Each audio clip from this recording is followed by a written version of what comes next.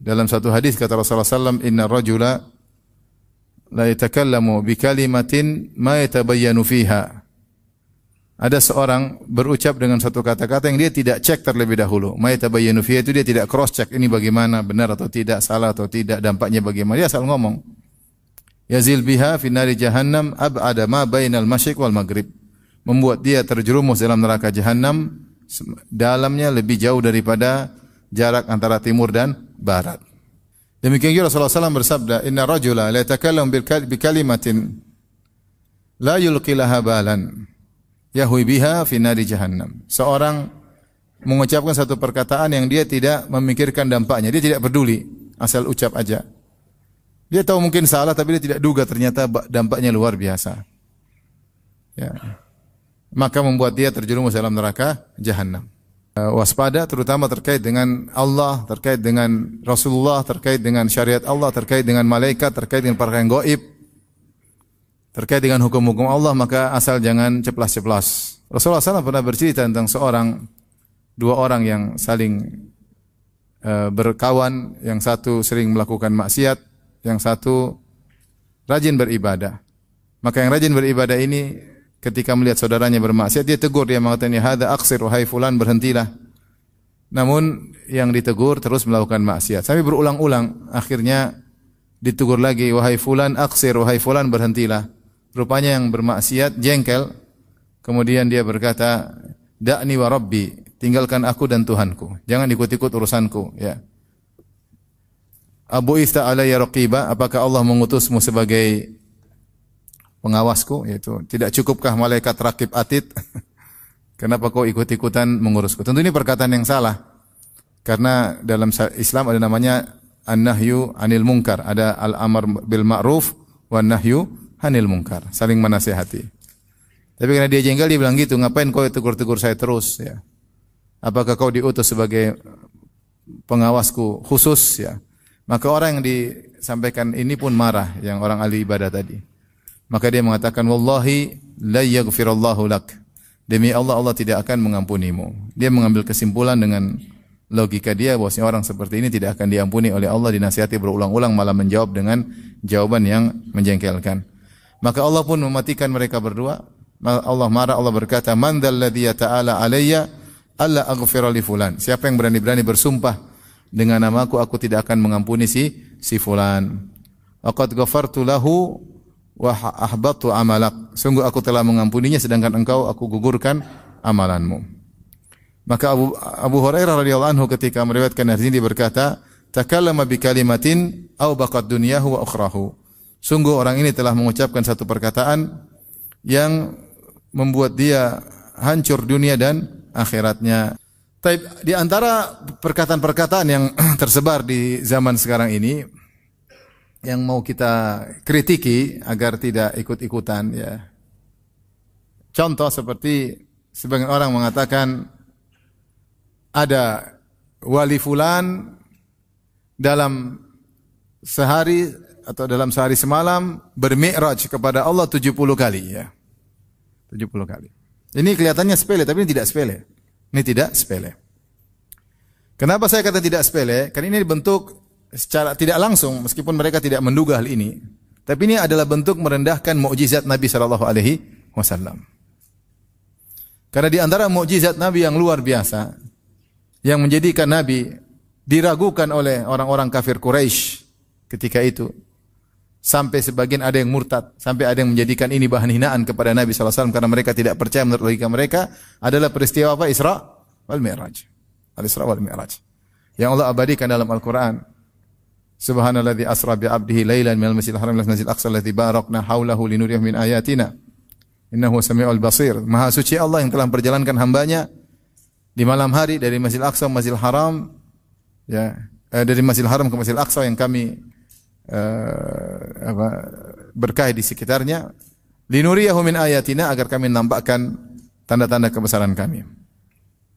Allah juga sebutkan tentang Mi'raj dalam ayat yang lain, wa laqad ra'ahu nazlatan ukhra inda sidratil muntaha. Sungguh Nabi Muhammad SAW telah melihat Jibril dalam bentuk aslinya dalam kesempatan yang lain. Kapan? Inda sidratil muntaha, ketika Nabi di sidratil muntaha. Ini ajaib luar biasa, ya. Sampai banyak orang-orang aklaniyin yang menggunakan akal mereka menolak Isra Mi'raj. Kata mereka ini tidak sesuai dengan sains, karena fisik jasad Muhammad kalau harus naik ke Sidratul Muntaha maka harus melewati atmosfer dan sudah akan hancur tubuhnya, karena macam-macam lah mereka. Mungkin kesandung meteor. Intinya mereka bilang tidak masuk akal. Kemudian ada yang bilang ada wali Bil-Mi'raj sehari semalam 70 kali. Nabi aja sekali dalam seumur hidup. Gampang sekali. Nah, ini 70 kali Mi'raj. Kemarin lagi saya sempat nonton ada yang bilang iktikaf kami baru turun dari Sidratul Muntaha. Subhanallah. Baru turun dari Sidratul Muntaha. Kami mendapati bahagia dari turun Sidratul Muntaha. Ini dia tidak tahu perucapan ini merendahkan mukjizat apa? Rasulullah sallallahu alaihi wasallam. Ini dibangun sebagian orang-orang Asy'ariyah yang berpemahaman seperti ini dibangun karena memandang bahwasanya karamah sama dengan mukjizat. Saya sering sampaikan hal ini bahwasanya karamah dan mukjizat sama dalam satu sisi, berbeda dalam sisi yang lain. Samaannya adalah sama-sama min khawariqil adah, itu kejadian luar biasa. Karamah kejadian luar biasa, mukjizat juga kejadian luar biasa, tapi secara level berbeda. Contoh di antara karamah para wali yang Allah sebutkan dalam Al-Qur'an misalnya yang dialami oleh Maryam. Zakaria ketika bertemu dengan Maryam kata Allah, "Kullama dakhala alaihi Zakaria al-mihraba wajada 'indaha rizqa, qala ya Maryamu anna laki hadha?" Qalat huwa min indillah. Innallaha yarzuqu man yasha'u bighairi hisab. Setiap kali Zakaria masuk menemui Maryam sedang di mihrabnya tempat ibadahnya, tiba-tiba mendapati makanan padahal Maryam tidak keluar cari makanan. Makanan datang sendiri. Kemudian makanan tersebut aneh. Pertama datang sendiri, yang kedua Allah datangkan makanan buah-buahan yang ada di musim dingin Allah hadirkan di musim panas, atau sebaliknya buah-buah yang di musim panas Allah hadirkan di musim dingin. Maka Zakaria bertanya, "Anna laki hadza?" Dari mana? Maka Maryam berkata, "Qalat huwa min indillah." Dari Allah. Ini namanya apa? Karamah. Ajaib. Tapi kalau mukjizat levelnya lebih tinggi. Ini dijelaskan oleh Ibn Taimiyah dalam kitabnya An-Nubuwat. Maka tidak benar penyamaan antara karamah dengan mukjizat. Mukjizat Nabi SAW makanan sedikit jadi banyak. Sedikit jadi apa? Banyak. Ini mukjizat. Ya. Sedikit jadi banyak. Ini tidak pernah dialami oleh para wali manapun. Karena levelnya berbeda. Ya. Berbeda. Contoh lagi, tersebar sebagian perkataan. Tentu mungkin tujuannya baik, tapi berlebihan terhadap seorang wali yang dianggap wali. Misalnya berkata, nanti kalau kamu masuk di kuburan, ditanya oleh malaikat Munkar dan Nakir, jawab aja, saya muridnya Mbah Fulan, ya, wali Fulan. Selamat. Ya. Baik. Ini bukan main-main ya.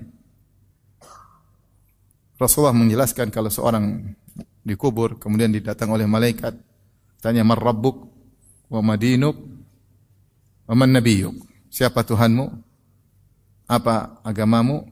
Siapa nabimu? Ya. Orang kalau tahu ini pertanyaan yang akan ditanya, tentu dia akan persiapan, dia belajar lebih dalam tentang agamanya, dia belajar tentang Nabi sallallahu alaihi wasallam. Kemudian dia akan belajar lebih banyak tentang Allah Subhanahu wa taala. Tapi kalau bilang pokoknya saya murid wali fulan, ya subhanallah. Ini seakan-akan Nabi ini bagaimana maksud? Terus buat apa Nabi cerita malaikat akan bertanya begini? Menggampangkan, Nabi suruh siapkan jawaban. Kau akan ditanya 3 pertanyaan, jawabannya gampang. Bilang saya muridnya wali fulan. Oleh karenanya muncul fenomena orang menjadikan malaikat sebagai seperti bahan yang dianggap makhluk Allah yang dianggap remeh, tidak diagung. Sementara Allah mengagungkan para malaikat. Ya. Allah bersumpah dengan malaikat, wal mudabbirati amra, demi malaikat-malaikat yang menjalankan urusan-urusan Allah Subhanahu wa taala. Allah sebut tentang para malaikat dengan bahwasanya mereka adalah makhluk yang luar biasa, yang tunduk dan taat kepada Allah Subhanahu wa taala dengan berbagai macam tugas-tugas mereka. Allah sebut tentang malakul maut, malaikat pencabut nyawa. Kemudian tentang seorang bicara tentang malaikat seperti jadi bahan mainan. Ini tidak boleh ya. Seperti dulu saya pernah dengar ada seorang wanita mengkritik hadis ya. Datang dalam hadis yang sahih, Rasulullah SAW bersabda, "Idza da'a ar-rajulu imra'atahu ila firashihi fa'abat fabata ghadban la'anathal malaikatu hatta tusbih." Kalau seorang laki mengajak istrinya untuk berhubungan di malam hari, lantas sang wanita tidak mau, tanpa udzur syar'i tidak mau, maka wanita ini akan dilaknat oleh malaikat sampai pagi hari. Kemudian dia komentar, apa urusan malaikat ikuti urusan rumah tangga? Subhanallah. Jadi, maksudnya dengan mudahnya dia ngomong begitu. Ngapain malaikat ikut campur urusan apa? Rumah tangga. Ini ada ejekan, meskipun dia tidak maksud aja, tapi ini kalau kita nilai secara ini ada ejekan. Kok ngejek? Rasulullah bilang gini, kok bilang begitu? Malaikat ngapain ikut campur urusan rumah tangga?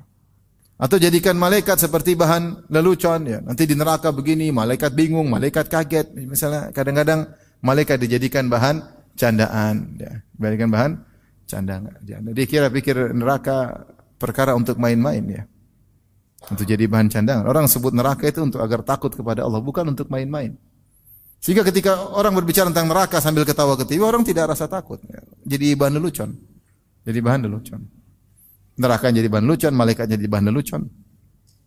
Ada lagi yang mengatakan ada seorang sedang disiksa oleh malaikat Munkar dan Nakir. Kemudian dia dikubur di samping kuburan wali. Walinya lagi zikir di kuburan, terganggu. Gara-gara ini orang teriak-teriak terus, aduh tolong, aduh. Akhirnya wali tegur malaikat Munkar dan Nakir, jangan siksa dia, saya enggak bisa zikir. Akhirnya malaikat berhenti, enggak jadi siksa orang tersebut. Ya akhi, subhanallah, ente gampang kali kayak malaikat Munkar Nakir, kayak anak kecil di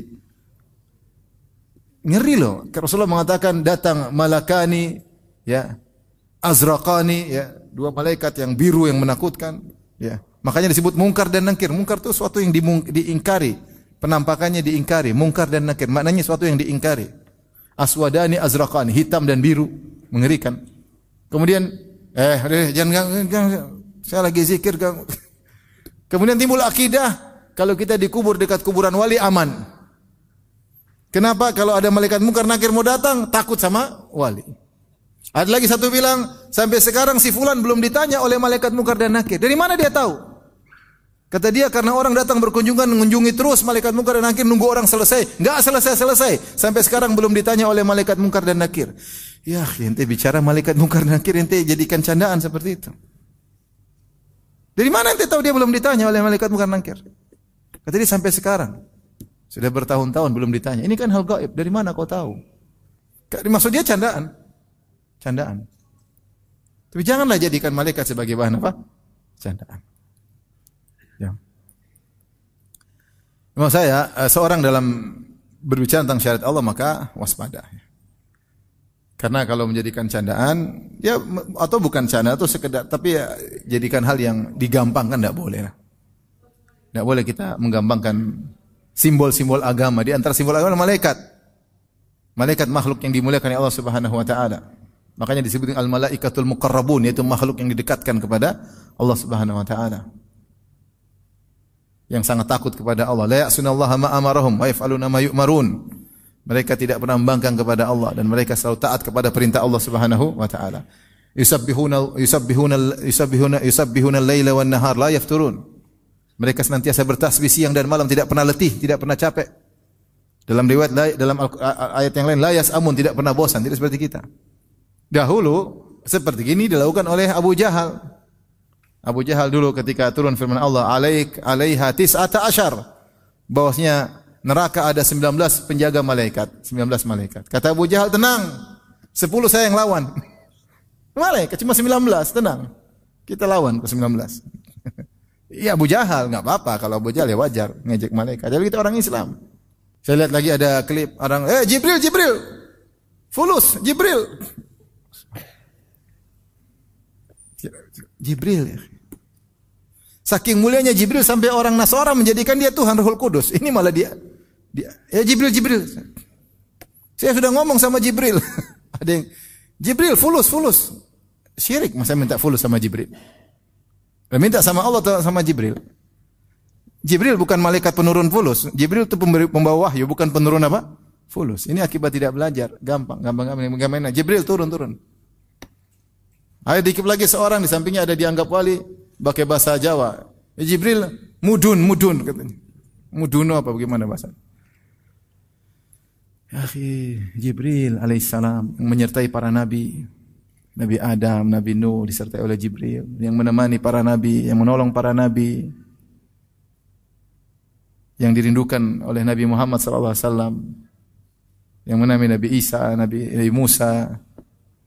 Ketika datang wahyu kepada Nabi Muhammad sallallahu alaihi wasallam, kemudian Khadijah datang memberitahu kepada Waraqah bin Naufal, maka dia berkata, "Hadzan namus alladzi unzila ala Musa." Inilah Jibril yang pernah Allah turunkan kepada Nabi Musa dengan penuh pengagungan, penghormatan. Ini Jibril fulus. Saya enggak tahu kenapa mereka bisa begitu ya, enggak tahu. Pendidikan akidah kurang ya. Apa kalau kajian hanya ketawa ketiwi ya. Saya juga enggak tahu kenapa bisa begitu. Ini syariat Allah, simbol-simbol Allah yang Allah agungkan, makhluk yang Allah agungkan.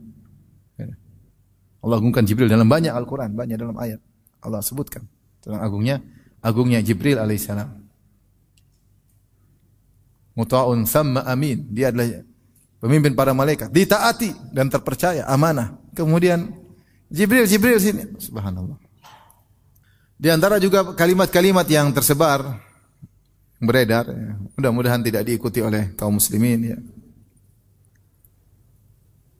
Seperti saya dengar ceramah salah seorang yang dianggap wali.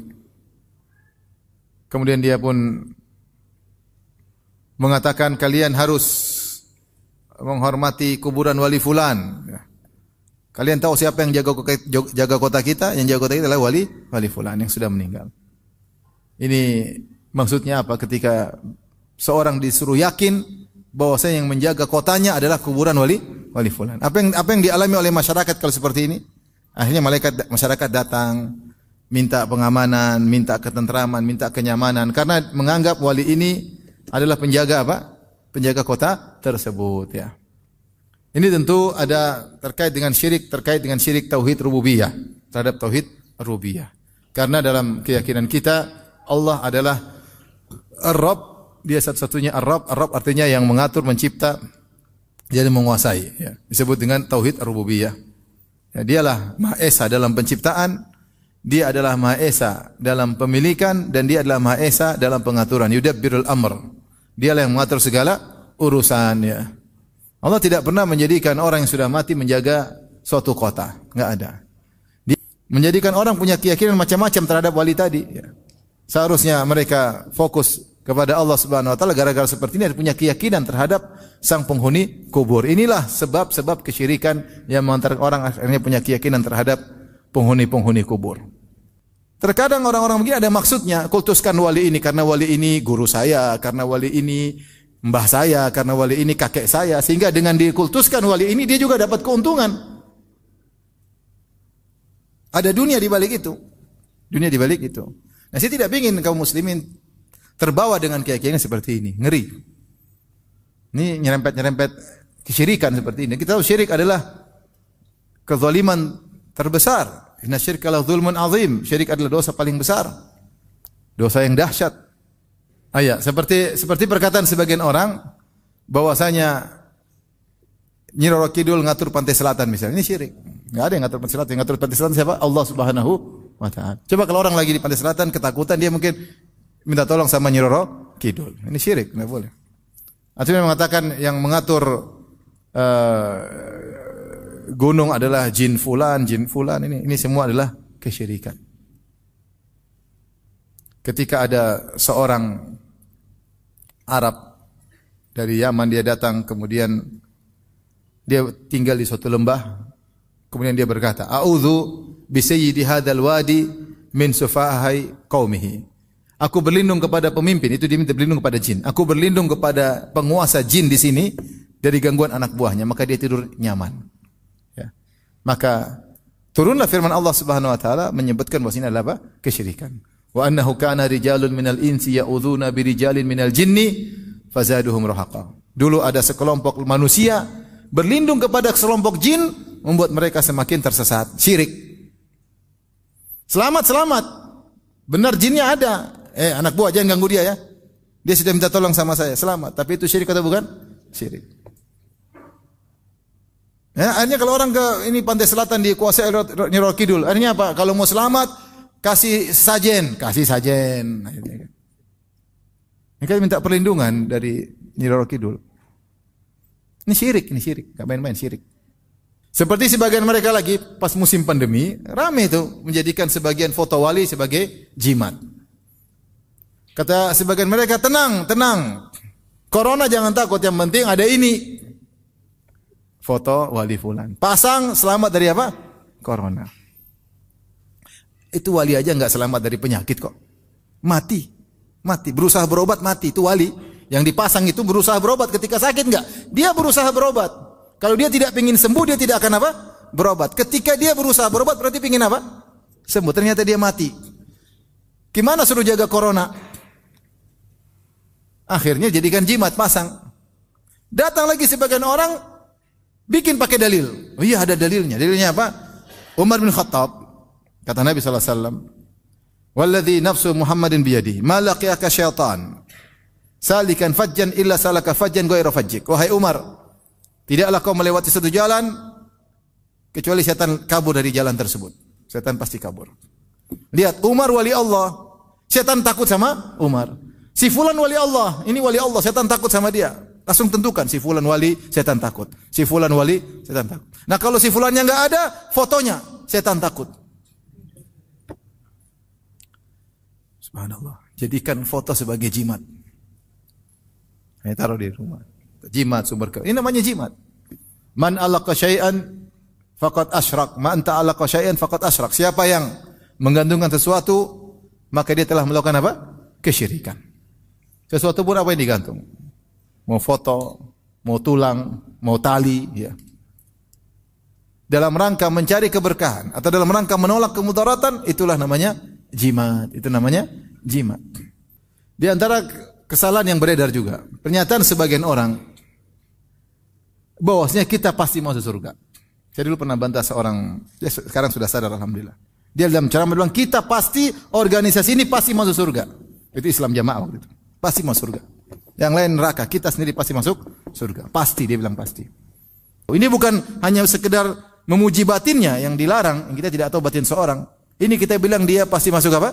Surga. Kita ikut dia juga, kita pasti masuk surga. Dari mana kau tahu bahwasanya si fulan masuk surga? Taruhlah dia orang alim, dari mana kau tahu dia masuk surga? Umar bin Khattab aja yang sudah dijamin masuk surga tidak seperti itu pedenya. Umar bin Khattab radhiyallahu anhu ketika dia ditikam, bayangkan berdoa supaya mati syahid dan dikabulkan oleh Allah, ditikam. Yang Nabi sudah memuji Umar, setannya takut lihat dia. Sampai Nabi mengatakan, "Lau kana nabiyyun ba'di lakana Umar." Kalau ada nabi setelahku tentu Umar. Umar pernah punya ide sampai 8 kali atau 6 kali Allah turunkan ayat menyetujui ide Umar bin Khattab radhiyallahu taala anhu. Siapa yang ragu tentang kewalian Umar? Rasulullah mengatakan Umar di surga. Rasulullah bilang, "Ya Umar, saya masuk surga, saya masuk ke istanamu ada jariyah, ada gadis itu saya malu karena kamu pencemburu." Rasulullah bilang kau punya istana di surga. Itu pun tidak menjadikan Umar sombong dan bangga.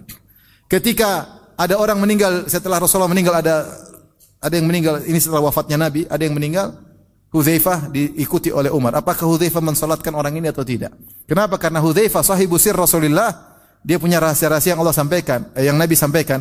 Nabi pernah kasih tahu dia ini munafik, ini munafik, ini munafik. Maka kalau ada yang meninggal Umar lihat Hudzaifah salatkan atau tidak. Kalau Hudzaifah tidak salatkan, Umar tidak mau salatkan. Ini berarti orang munafik. Sampai satu hari Umar tanya sama Hudzaifah, "Ya Hudzaifah, apakah Rasulullah pernah sebut saya termasuk orang munafik?" Bayangkan, dia sampai tanya begitu. Yang kita pastikan masuk surga yang datang dalam dalil.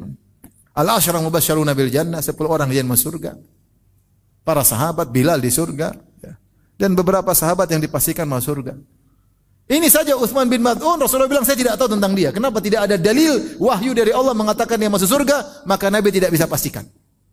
Waspada, jangan sampai salah ngomong, ya. Mendahului Allah Subhanahu wa taala, memastikan sesuatu yang gaib yang kita tidak ketahui. Sampai para ulama membahas tentang bolehkah kita mengatakan asyahid fulan. Si fulan mati dalam medan tempur, kita boleh bilang mati syahid boleh. Khilaf di kalangan para ulama. Jika maksudnya dia pasti mati syahid, maka tidak boleh. Jika maksudnya dia meninggal dengan cara syahid, iya boleh. Lebih parah daripada sebelumnya.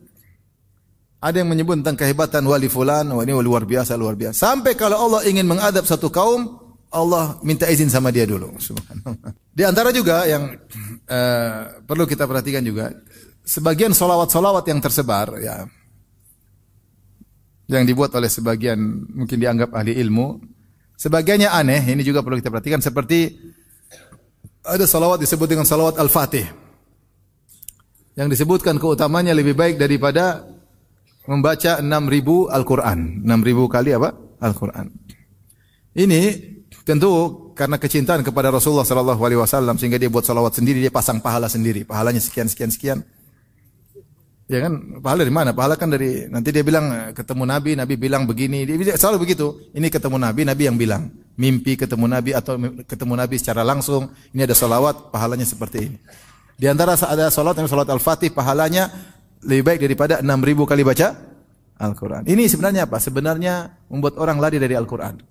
Membuat orang malas baca Al-Quran. Membuat orang tadabbur. Ngapain tadabbur Al-Quran? Khatam 6.000 kali masih dibaca salawat 1 kali. Enak baca mana? Salawat lah. Akhirnya salawat melulu, tidak baca Quran, tidak mempelajari tadabbur Al-Quran. Dan inilah sebenarnya yang diinginkan oleh dulu orang musyrikin bilang apa? Ya. La tasma'u wa qala alladziina kafaru la tasma'u li hadzal Qur'an walghaw fihi la'allakum taglibun. Ya, berkata orang kafir, jangan dengar Al-Qur'an ini. Bikin kegaduhan supaya kalian mendominasi. Seperti begini membuat orang tidak semangat belajar tafsir. Bikin orang bodoh, salawat melulu tidak belajar. Gimana mau pintar? Sebaca salawat ini 6.000 kali baca Quran, ya gimana? Dalilnya apa? Ketemu Nabi. Nabi yang bilang, dari mana ketemu Nabi? Khurafat-khurafat yang tersebar, ya. Maka tentu kalau kita mau sebutkan masih banyak lagi. Ini sekedar contoh-contoh, ya, yang ada di tanah air kita.